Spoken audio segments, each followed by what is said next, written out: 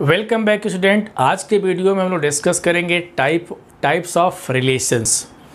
इसके पहले वाले वीडियो में रिलेशन के बारे में बहुत सारे डिस्कशन किए थे, रिलेशन डिफाइंड किए थे। रिलेशन डिफाइंड करने से पहले रिलेशन में क्या क्या जानना था, ऑर्डर पेयर के बारे में समझे, कार्टेशियन प्रोडक्ट के बारे में समझे। जब ये दोनों चीज़ों को जान गए तब हम लोगों ने रिलेशन को डिफाइंड किए। ठीक है, तो आज का जो वीडियो है वो किस पे बेस्ड है, टाइप ऑफ रिलेशन की बातें यहाँ पे हम लोग करेंगे। बहुत ही खूबसूरत सा वीडियो आज का, मेरे साथ अंत तक बने रहिए, इसमें बहुत कुछ होने वाला है। ठीक है, वीडियो जो भी देखने होंगे उसको अंत तक देखें उसमें कितना मज़ा आता है स्टूडेंट। तो चलिए हम शुरुआत करते हैं। हम टाइम वेस्ट बिल्कुल नहीं करेंगे। यहाँ पे लिखा गया कि टाइप्स ऑफ रिलेशंस। तो टाइप ऑफ रिलेशन, जो भी हम रिलेशन की बातें करते हैं, जो रियल लाइफ में जो रिलेशंस होते हैं, ठीक है, तो रियल लाइफ में जो रिलेशंस जो भी होते हैं उसी तरीके से हम लोग एलिमेंट्स के बीच का जो रिलेशन यहाँ पर डिस्कस कर रहे हैं। मैथ्स में किसमें एलिमेंट्स, जो भी एलिमेंट्स दिए गए हैं, जो नंबर्स दिए गए हैं, उसके बीच का रिलेशन हम लोग क्या कर रहे हैं, स्टडी कर रहे हैं कि नंबर्स अगर दिए गए हैं तो उसमें क्या रिलेशन होगा। ठीक है, तो टाइप ऑफ रिलेशन में सबसे पहले जो हम लोग को डिस्कस करना है, वाइड आर एम्प्टी रिलेशंस।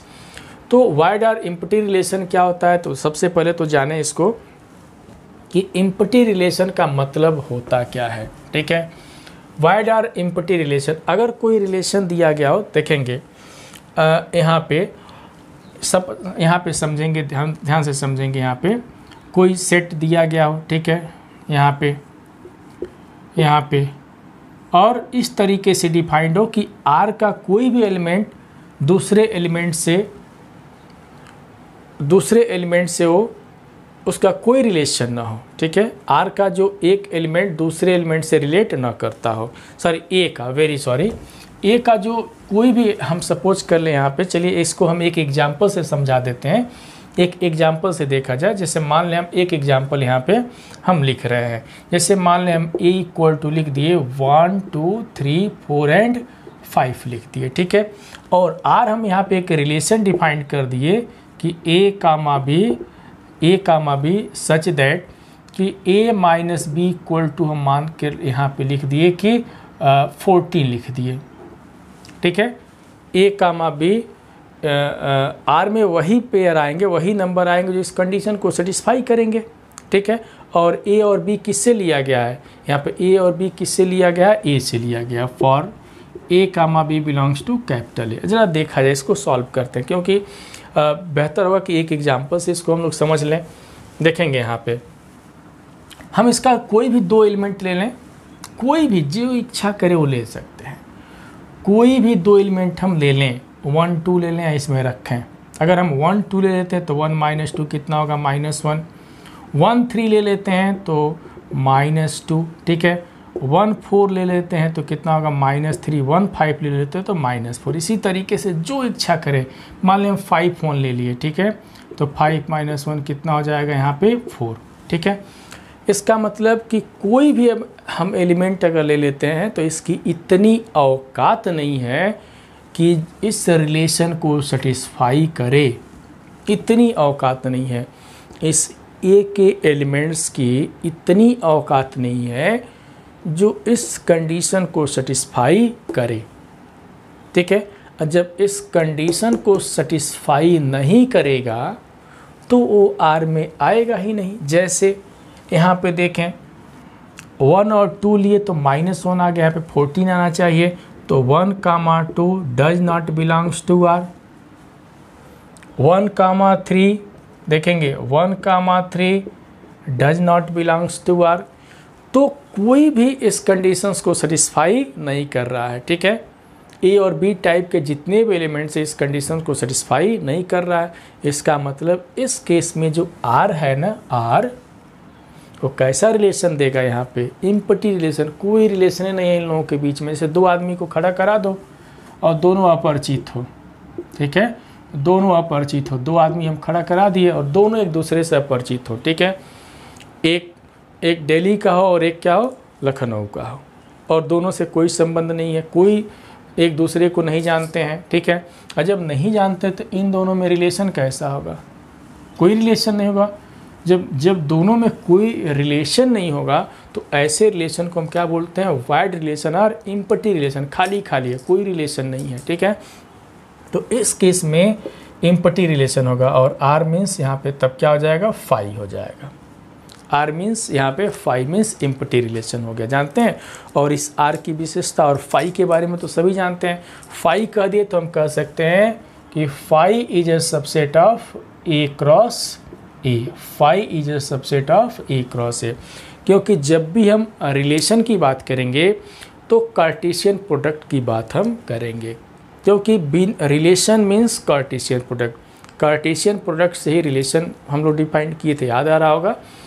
तो इस केस में आर इक्वल टू कितना होगा, फाई, और फाई जानते हैं किसके लिए रिप्रेजेंट किया जाता है, एम्प्टी सेट के लिए रिप्रेजेंट किया जाता है। तो यहाँ पे एम्प्टी रिलेशन हो गया, तो इस केस में कितना होगा, फाई जो subset of A cross A हो जाएगा, कोई रिलेशन नहीं मिला। तो हम उम्मीद करते हैं कि वाइड रिलेशन 100% सबको समझ में आ गया होगा, ठीक है।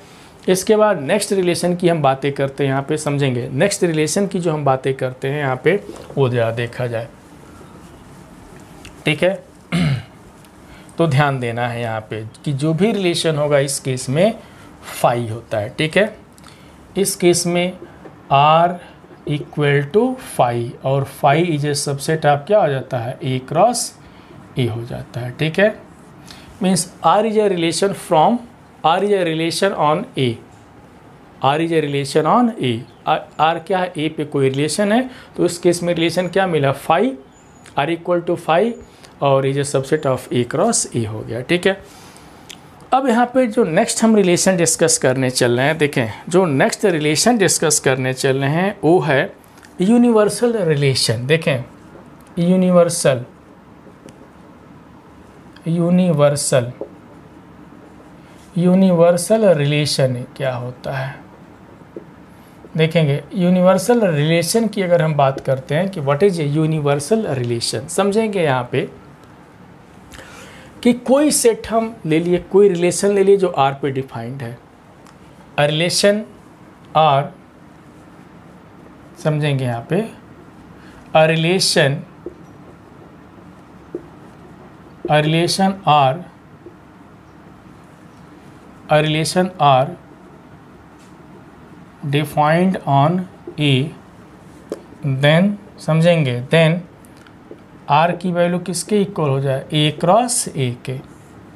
बस सिंपल सा है कि a relation R defined on A, then R equal to A cross A. इसका मतलब जानते हैं क्या होता है, इसका मतलब होता है कि ए का जितना भी एलिमेंट लें, 100, 50, 200 जो भी ले लें, सब रिलेट हो उस एलिमेंट से, ठीक है। Means every element of A is related to, या ऐसे कह सकते हैं कि each element of A is related to every element of A, मतलब कि ए में जितने भी एलिमेंट हो सब के सब क्या हो, रिलेटेड हो, तो उसको ऐसे रिलेशन को क्या बोलते हैं, यूनिवर्सल रिलेशन बोलते हैं। आई बात समझ में। अगर एग्जाम्पल्स की अगर हम बात कर देते हैं, एग्जाम्पल की अगर हम बात कर देते हैं तो समझेंगे। एक एग्जाम्पल की बात करते हैं, a इक्वल टू 1 2 3 4, ठीक है, 5 ले लिए, ठीक है। चलिए इसका जरा कार्टेशियन प्रोडक्ट बनाया जाए, ठीक है। अरे भाई एक तरह से रिलेशन की बात करें तो कार्टेशियन प्रोडक्ट तो 100% आना है, और आर डिफाइंड कर दें रिलेशन क्या, a comma b such that कि mod of a minus b is greater than 0। या देखें कि इस पे क्या यह यूनिवर्सल रिलेशन दे रहा है, ठीक है, यूनिवर्सल रिलेशन दे रहा है कि नहीं। यूनिवर्सल रिलेशन का मतलब क्या, a relation R defined on the set A, अगर कोई रिलेशन आर है इस सेट ए पे डिफाइंड है तो उस आर को हम यूनिवर्सल रिलेशन कहेंगे, कब, जब इस कंडीशन को, ये जो कंडीशन वहाँ है ना, इसको सेटिस्फाई करता होगा तब। देखें हम ब्रीफिंग कर रहे हैं ना, पूरा स्टेटमेंट हम नहीं लिख रहे हैं, बस समझें मेरी बातों को समझें। A relation R on the set A, ऐसे समझें, a relation R on the set A is called universal relation if R equal to A cross A, या if each element of A is related to every element of A, हम ऐसे भी कह सकते हैं, ठीक है। हम क्या बोल रहे हैं, a relation R defined on the set A, ठीक है, is called universal relation if each element of A is related to every element of A, ठीक है। तो उसको हम क्या बोलते हैं, यूनिवर्सल रिलेशन बोलते हैं। और इसको किससे रिप्रेजेंट करते हैं, लाइक दिस, इस तरीके से। चलिए खैर इस पे हम बातें करते हैं, इस पे बात करते हैं क्या होता है, ठीक है।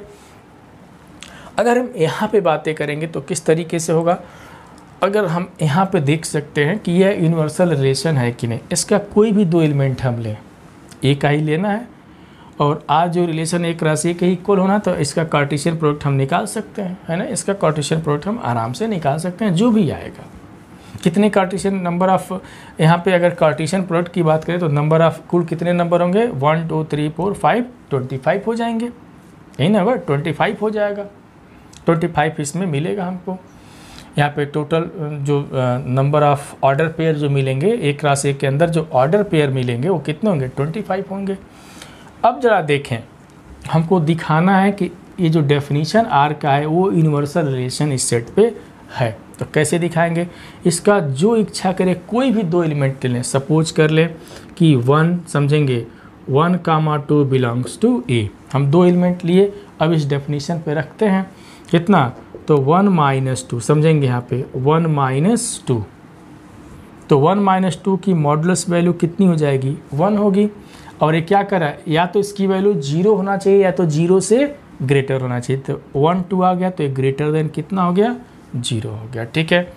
दूसरा एलिमेंट हम ले लेते हैं, अगर इसका 1 ही ले लेते हैं, 1 बिलोंग्स टू ए, तो क्या मिलेगा, 1 - 1 मॉड में लिखेंगे तो कितना आ गया, 0 आ गया, जो कि है यहाँ पे। कोई भी दो एलिमेंट जो इच्छा करे, जैसे मान लें 2 और 5 ले लिए, है ना, ये भी तो ले सकते हैं 2 और 5, तो 2 और 5 ले लिए ए का, तो 2, 5 2 - 5, तो यहाँ से देखें कितना हो गया, 2 - 5 कितना हो गया, 3, तो 3 इज ग्रेटर देन 0। हम देख रहे हैं कि ए का कोई भी एलिमेंट ले रहे हैं, जो इच्छा करे हम ले रहे हैं, जो इस रिलेशन को सेटिस्फाई कर रहा है। इसका मतलब क्या हुआ, यहाँ पे आर क्या शो कर रहा है कि इस केस में आर क्या होगा, R is universal relation on A. इस केस में जो आर होगा वो क्या कहलाएगा, यूनिवर्सल, ठीक है, यूनिवर्सल रिलेशन ऑन ए होगा। इस केस में आर क्या कहलाएगा, यूनिवर्सल रिलेशन कहलाएगा, ठीक है। तो यूनिवर्सल रिलेशन एग्जाम्पल के साथ साथ समझ में आ गया होगा। चलिए अब हम बातें करते हैं नेक्स्ट, एक आइडेंटिटी रिलेशन की हम बातें करेंगे, ठीक है। तो चलिए इसको मिटाते हैं और आइडेंटिटी रिलेशन की बातें करेंगे यहाँ पे, ठीक है। बस इसको समझना, समझते चलें, बहुत ही मज़ेदार चीज़ है यहाँ पे, ठीक है। तभी तो रिलेशन बनाएंगे, रिलेशन बनाएंगे फिर फंक्शन होगा। देखें, इसके बाद जो नेक्स्ट हम लोग डिस्कस करने चल रहे हैं वो है आइडेंटिटी रिलेशन। आइडेंटिटी रिलेशन क्या होता है समझेंगे, आइडेंटिटी नाम से ही क्लियर है, देखेंगे identity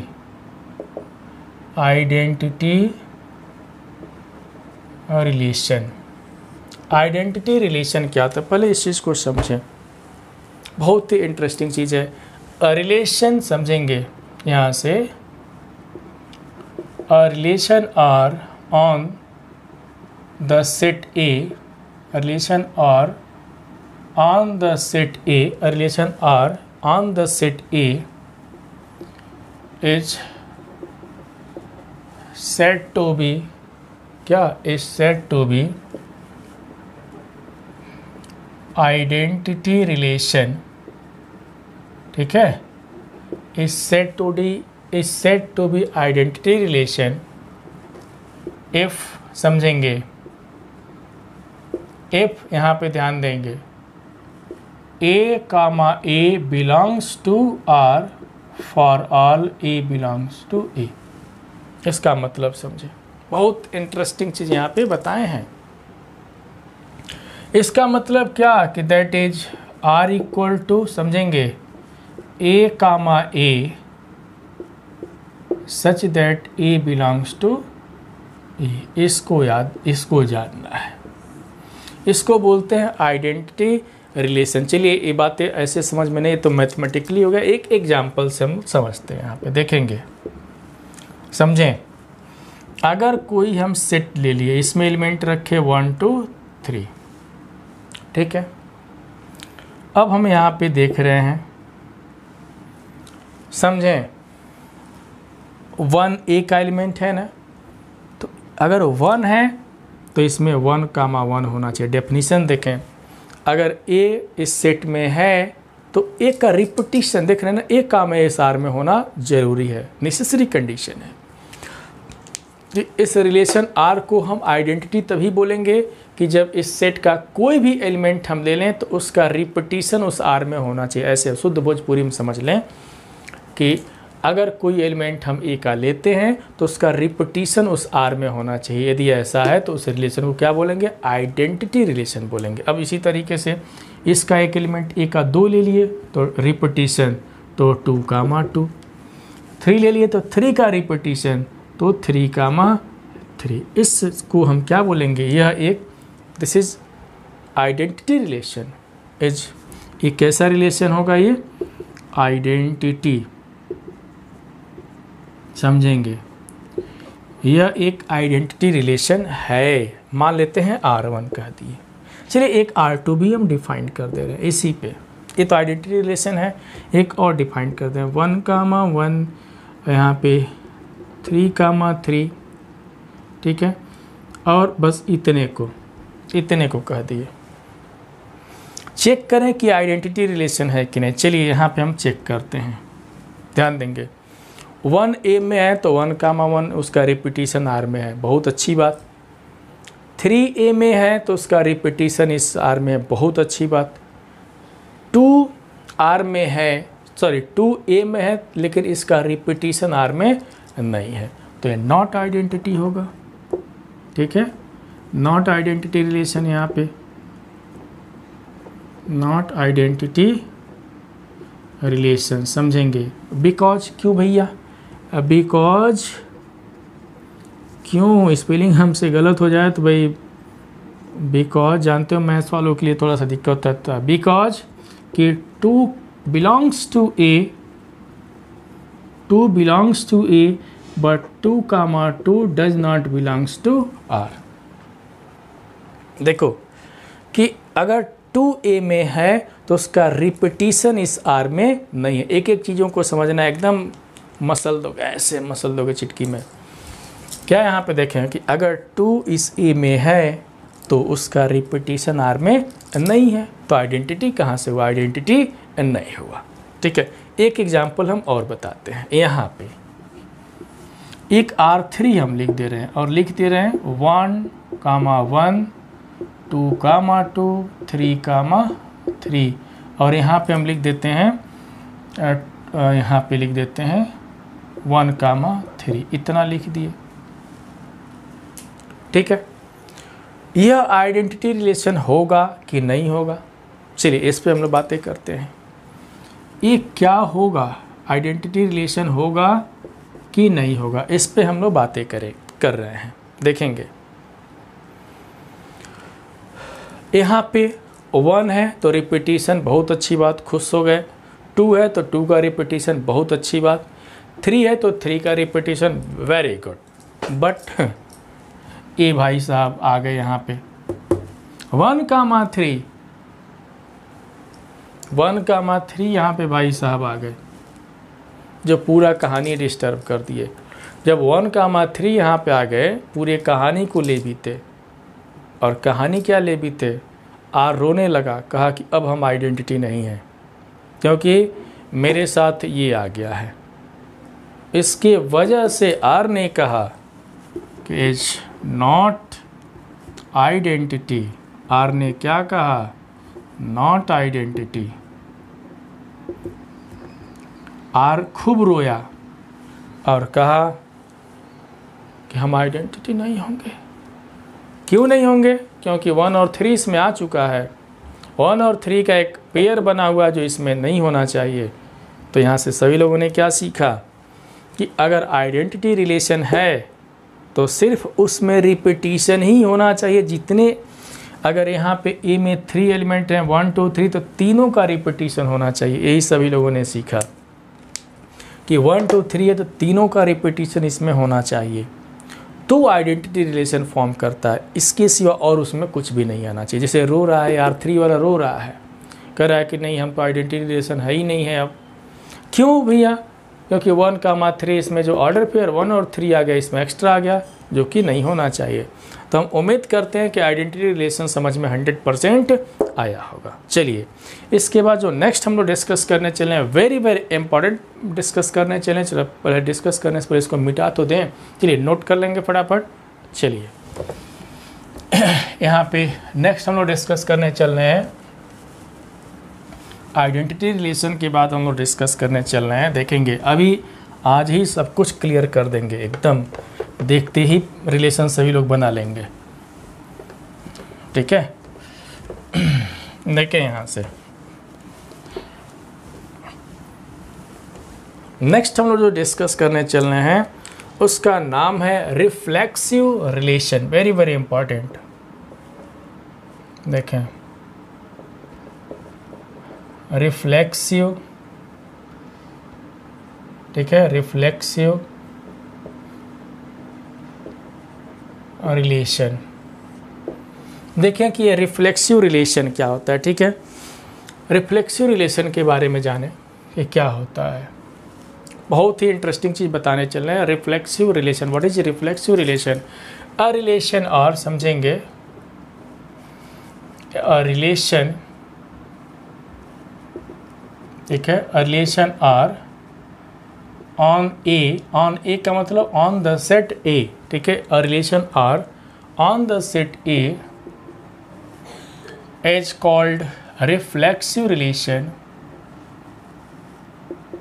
is called reflexive relation if क्या, if देखेंगे if a comma a belongs to R for all a belongs to this, that is यहाँ पे देखें R equal to a comma a, ठीक है, for all a belongs to this. अब यहाँ पे एक बहुत बड़ा लोचा आ गया। वो लोचा क्या आ गया यहाँ पे? देखें यहाँ पे जो लोचा आ गया, लोचा यही आया कि अब आइडेंटिटी, ठीक है, अब आइडेंटिटी और रिफ्लेक्सिव में दोनों का जो डेफिनीशन है एक ही जैसे दिख रहा होगा, तो दोनों में अंतर क्या है? क्या है अंतर दोनों में? ठीक है, इसको जानना है। चलिए इसको हम लोग सीखते हैं। ऐसे भी इसको लिख सकते हैं और इस तरीके से, a is R related to a. देखें a is R related to a for all a belongs to this, इतने नामों से जानते हैं। ठीक है, तो चलिए एक एग्जाम्पल से हम लोग इसको समझते हैं। यहीं पे हम सब कुछ क्लियर कर देते हैं। चलिए यहाँ पे एक एग्जाम्पल समझेंगे। ए इक्वल टू 1 2 3 और यहाँ पे आर हम लिख देते हैं। चलिए R1 लिख देते हैं, समझेंगे। 1 1 2 2 3 3, ठीक है, 2 3, फिर यहाँ पे 1 3 लिख दिए। ठीक है, पहले इसको समझाते हैं। पहले तो डेफिनेशन देखें कि कोई रिलेशन R है जो A पे डिफाइंड है, उसको रिफ्लेक्सिव कब बोलेंगे? कि जब A का कोई एलिमेंट हम लेते हैं तो उसका रिपीटिशन R में होना चाहिए। यही नहीं इसका मतलब है कि A में कोई भी एलिमेंट लेते हैं, एवरी एलिमेंट ऑफ A, तो उसका उस रिपीटिशन उसके रिलेशन में ज़रूर होना चाहिए। ये हमारा डेफिनेशन है। चलिए यहाँ पे एक एग्जाम्पल लिखें। 1 A में है तो इसका रिपीटिशन भी है, बहुत अच्छी बात। 2 A में है तो इसका रिपीटिशन R में है। 3 A में है तो उसका रिपीटिशन भी यहाँ पे है। ठीक है, रिपीटिशन है, इसके साथ A भी है। तो यहाँ पे R तब रोता नहीं है। देखो R रोता नहीं है, कहता है कि हमारे रिलेशन में रिपीटिशन के साथ साथ अन्य भी कुछ रहे तो हम खुश हैं, अपने जगह पे खुश हैं, हमको रोने की ज़रूरत नहीं है ना। तो यहाँ पे अगर हम ए में 3 एलिमेंट हम 1 2 3 लिए हैं तो आर में तीनों का रिपीटिशन है। ए अदर जो ऑर्डर पेयर है तो इससे आर बिल्कुल नहीं रोता है, कहता है कोई बात नहीं, हम रिपीटिशन में है ना, अगर जितने हम एलिमेंट हम ए में ले रहे हैं तो उसके रिपीटिशन में तो हम है ही हैं, तो इसलिए यहाँ पे आर रोता नहीं है। जब नहीं रोता है तो कहता हम तो रिफ्लेक्सिव हैं, तो यहाँ पे क्या हो जाएगा, ये कहेगा कि हम रिफ्लेक्सिव हैं। हम दूसरा एक एग्जांपल लेते हैं, R2 1 1 2 2, यहाँ पे 2 3, मान लें यहाँ पे एक और लिख देते हैं 1 3 लिख दिए, ठीक है। यहाँ पे ज़रा देखें, रिफ्लेक्सिव होने के लिए आर ने क्या कहा था सेट से कि भैया सेट में जितना तुम रहोगे उसका रिपीटिशन हमारे अंदर होना चाहिए, ठीक है। चलिए, ए 1 है तो 1 1 आर में है, 2 है तो 2 2 आर में है, 3 है तो यहाँ पे 3 3 नहीं है, 3 3 नहीं है, बाकी आर से इससे हमको मतलब नहीं है, लेकिन 3 3 नहीं न है, इसलिए आर रो रहा है, कह रहा है भाई हमको लिखी के क्या किए, जब जितने हम बोले थे कि जितने सेट में रहोगे उतना का रिपीटिशन हम रहेंगे, तो यहाँ पे नहीं है, तो नॉट रिफ्लेक्सिव, ठीक है, नॉट रिफ्लेक्सिव। जानते हैं नॉट रिफ्लेक्सिव क्यों भैया, बिकॉज, समझेंगे, बिकॉज देखियो 3 is a member of A, 3 belongs to A but 3 does not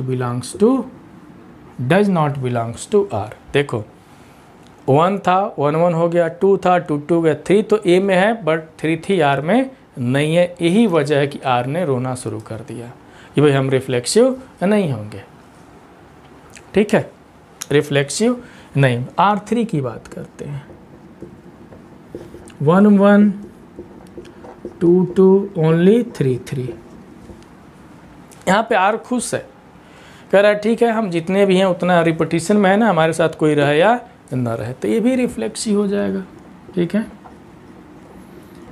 ये भी रिफ्लेक्सिव हो जाएगा। तो स्टूडेंट्स सबसे बड़ी दिक्कत यहाँ पे डेफिनेशन सेम हो गया। अब R3 को ज़रा देखें तो R3 हमारा आइडेंटिटी भी हो गया और रिफ्लेक्सिव भी हो गया। इससे क्या निष्कर्ष निकला, इससे निष्कर्ष यही निकला, जरा देखें नोट में, कि every identity relation is a reflexive, means identity relation is a reflexive. देखें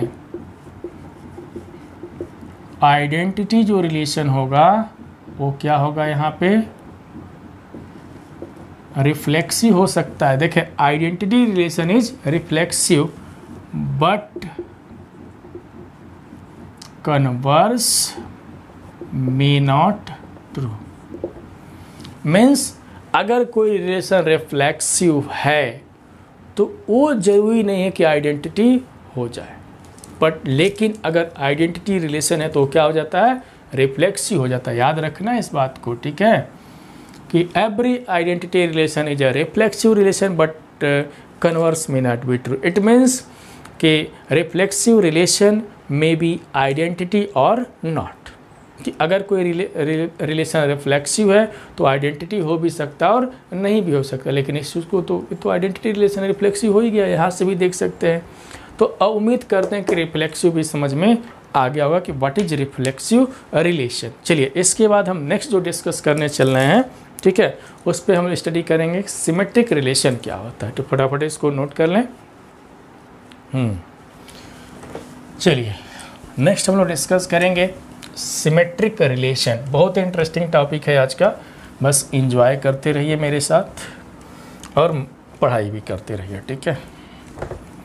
नेक्स्ट हम लोग डिस्कस करने चल रहे हैं बहुत ही इंटरेस्टिंग टॉपिक। देखें सिमेट्रिक रिलेशन, जो नेक्स्ट हम लोग डिस्कस करने चल रहे हैं, बहुत ही खूबसूरत सा टॉपिक है।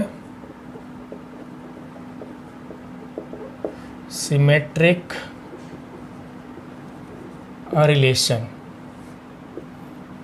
सिमेट्रिक रिलेशन क्या होता है? ठीक है, तो देखें, अ रिलेशन यहाँ पे समझना है, a relation R on A is said to be क्या? Is said to be symmetric, is said to be, यहाँ पे लिख देते हैं, is said to be symmetric relation if क्या? if समझेंगे, if यहाँ से ध्यान देंगे, a comma b belongs to R implies b comma a also belongs to R for all a comma b elements to a। बहुत ही बेहतरीन हम चीज़ बता रहे हैं यहाँ पे। या इसको ऐसे भी लिख सकते हैं कि A is R related to B. पढ़ने का तरीका देखें, A is R related to B implies B is R related to A for all A comma B belongs to A। Symmetric relation की बातें हम किए, देखें कितना बेहतरीन तरीका से हम लोग डिस्कस किए। मीन्स ऐसे समझ लें कि A और B दो एलिमेंट है, अगर A का रिलेशन B से हो तो B का भी रिलेशन किससे होना चाहिए? A से होना चाहिए। अगर A is R related to B implies B is A related to B is R related to A। Means A is R related to B implies B is R related to A। A का संबंध B से है तो B का संबंध किससे होना चाहिए? A से होना चाहिए। तो ऐसे रिलेशन को हम क्या बोलते हैं? सिमेट्रिक रिलेशन बोलते हैं। चलिए इस पे हम एक एग्जांपल से इसको हम समझ लेंगे हम लोग। बहुत ही बेहतरीन तरीके का एग्जांपल है मेरे पास, ठीक है, उससे हम लोग समझेंगे। चलिए एक एग्जांपल से समझते हैं। एक एग्जांपल यहाँ पे बहुत ही बेहतरीन तरीके का है। A इक्वल टू 1 2 3 एंड 4 है, ठीक है, और R1 यहाँ पे लिखा गया है, समझेंगे 1 3, ठीक है, 1 3 1 4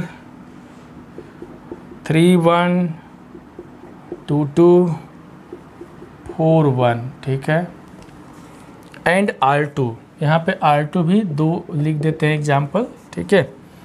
फिर यहाँ पे 1 1 2 2 3 3 एंड 1 3। चलिए इस पे हम लोग डिस्कस करते हैं।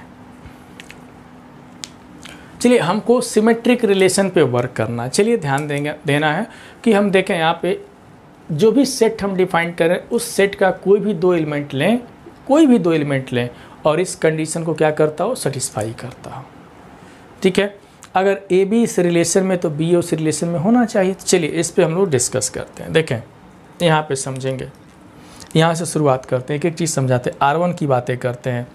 देखें ना, अगर 1 3 R1 में है, 1 3 अगर R1 में है तो 3 1 भी होना चाहिए। तो 3 1 इसमें ढूंढें, 1 3 इसमें, तो देखें यहाँ पे 3 1 है ना, बिल्कुल। चलिए एक बात तो प्रूफ हो गया, 1 3 और 3 1 दोनों हैं। चलिए अच्छी बात है। अब 1 4 की बातें करते हैं, ठीक है। अब हम किसकी बातें करेंगे? 1 4 की। तो अगर 1 4 R1 में है तो 4 1 देखें R1 में है कि नहीं है।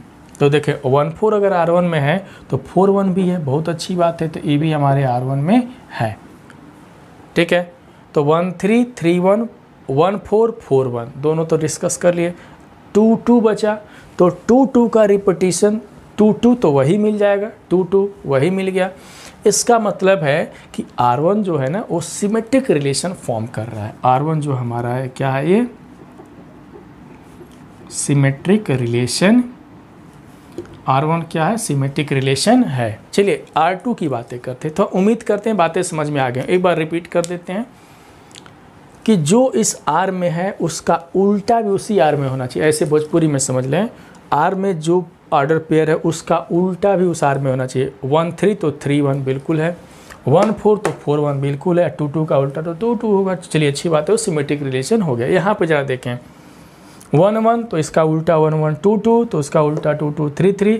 जब रिपीटिशन होता है तो उसमें हमको देखने की ज़रूरत नहीं है। अब यहाँ पे देखें 1 3, यहाँ पे देखें, यहाँ पे समझेंगे 1 3 belongs to R2 but 3 1 does not belongs to R2। देखेंगे 1 3 R2 में है लेकिन इसका उल्टा इस R2 में नहीं है, और जब उल्टा नहीं है तो ये रोने लगेगा, कह रहे भाई हम तो सिमेट्रिक तो बनेंगे ही नहीं, तो नॉट सिमेट्रिक, तो ये सिमेट्रिक नहीं बना। रीजन तो लिख ही दिए। अब उम्मीद करते हैं कि ये सिमेट्रिक वाली बातें 100% समझ में आ गई होंगी। ठीक है, चलिए सिमेट्रिक के बाद हम वर्क करते हैं, जो नेक्स्ट रिलेशन है उस पर वर्क करते हैं। ठीक है, तो चलिए तो इसको नोट कर लें। नेक्स्ट जो हम लोगों को डिस्कस करना है वो है transitive relation. Very very important, transitive relation, इसे क्वेश्चन खूब पूछे जाते हैं। ठीक है, ये जो हम लोग डिस्कस कर रहे हैं टाइप ऑफ रिलेशन में specially reflexive, symmetric and transitive से क्वेश्चन खूब पूछे जाते हैं। ठीक है, चलिए यहाँ पे जो नेक्स्ट हम लोग को डिस्कस करना है उसका नाम है ट्रांजिटिव रिलेशन। जो देखा जाए यहाँ पे समझेंगे ट्रांजिटिव रिलेशन क्या होता है। ट्रांजिटिव रिलेशन देखेंगे SI लिखा गया है। ट्रांजिटिव रिलेशन या ट्रांजिटिव रिलेशन क्या होता है, देखें यहाँ पे ट्रांजिटिव रिलेशन का मतलब क्या होता है जरा हम लोग समझें। ठीक है, ट्रांजिटिव रिलेशन का मतलब क्या होता है यहाँ पे देखेंगे। अ रिलेशन समझा जाए, अ रिलेशन क्या लिखा गया है, a relation R on the set A. ठीक है, a relation R on the set A is called transitive relation, is called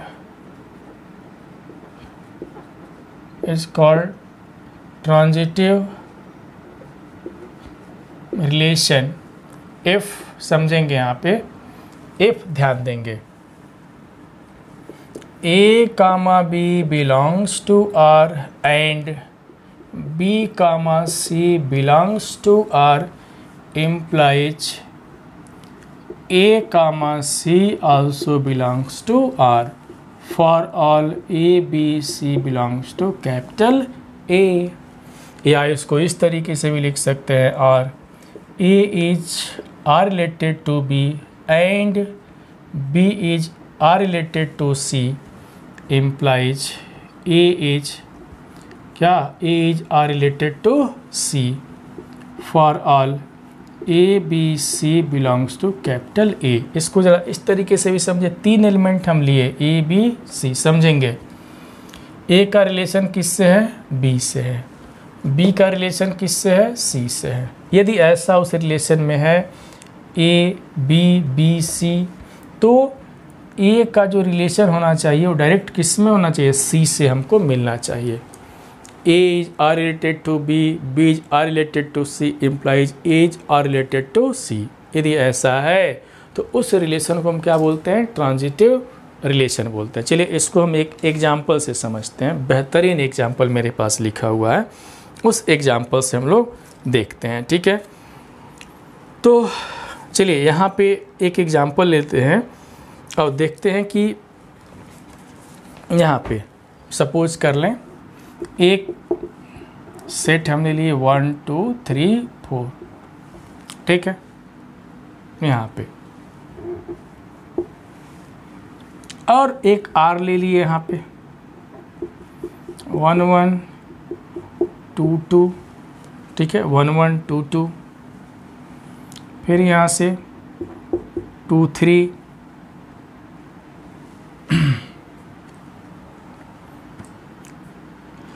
ठीक है। इतने पे हम लोग डिस्कस कर लेते हैं, इतने पे कि ये ये जो रिलेशन लिखे हैं वो ट्रांजिटिव है कि नहीं। अभी बोले ना कि रिपीटिशन से हमको कोई खास लेना देना नहीं है, रिपीटिशन से, ठीक है, रिपीटिशन से हमको बहुत ज़्यादा दिक्कत नहीं है। देखें यहाँ पे इसके बारे में ज़रा सोचें, इतने के देखें 2 2 देखेंगे यहाँ पे ऐसे समझे A B B C, A B B C, तो ए बी बी सी, तो ए सेम सेम हो गया, इसको हम हटा दें तो ए का किससे होना चाहिए, सी से, उसमें होना चाहिए।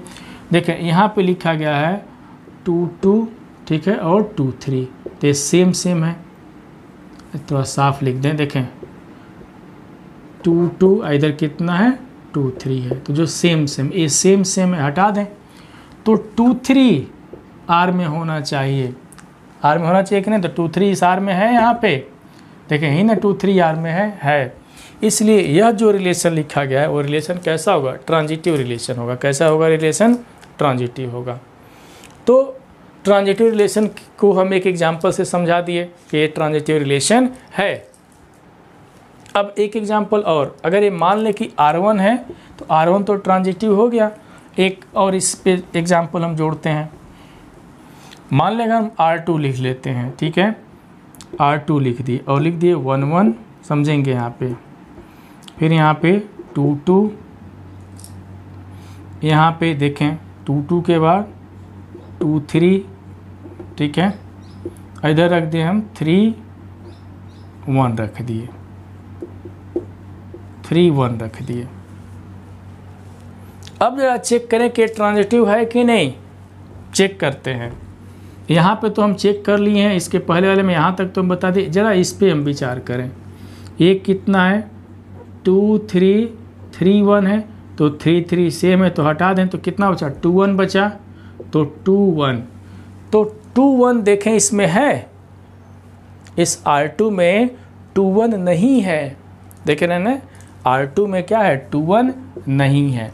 जब 2 1 नहीं है तो यहाँ पे जो R2 लिखा गया है वो क्या होगा, ट्रांजिटिव रिलेशन नहीं होगा। ये तो ट्रांजिटिव होगा, ट्रांजिटिव होगा, ठीक है, ये तो ट्रांजिटिव होगा, और ये क्या होगा, नॉट ट्रांजिटिव, ये तो ट्रांजिटिव नहीं होगा। क्यों, क्योंकि 2 1 does not belongs to R2। ये बात समझ में 100% आया होगा, हम तो उम्मीद यही करते हैं कि समझ में आ गया होगा, ठीक है। इसके बाद स्टूडेंट जो हम लोग को डिस्कस करना है, ठीक है, बहुत ही बेहतरीन टॉपिक डिस्कस करना है, यहाँ तक तो समझ में सबको आ गया होगा। जो नेक्स्ट हम लोग को डिस्कस करना है वो है इक्विवेलेंस रिलेशन की बातें हम लोग करेंगे, ठीक है। तो इक्विवेलेंस रिलेशन की जो बातें हम लोग करेंगे, ठीक है, वो नेक्स्ट वीडियो में करेंगे, ठीक है। तो आज का वीडियो कैसा लगा हमको कमेंट करके ज़रूर बताएंगे। तो फिर मिलते हैं एक नए वीडियो के साथ, सभी लोग अपना ध्यान देंगे। जय हिंद।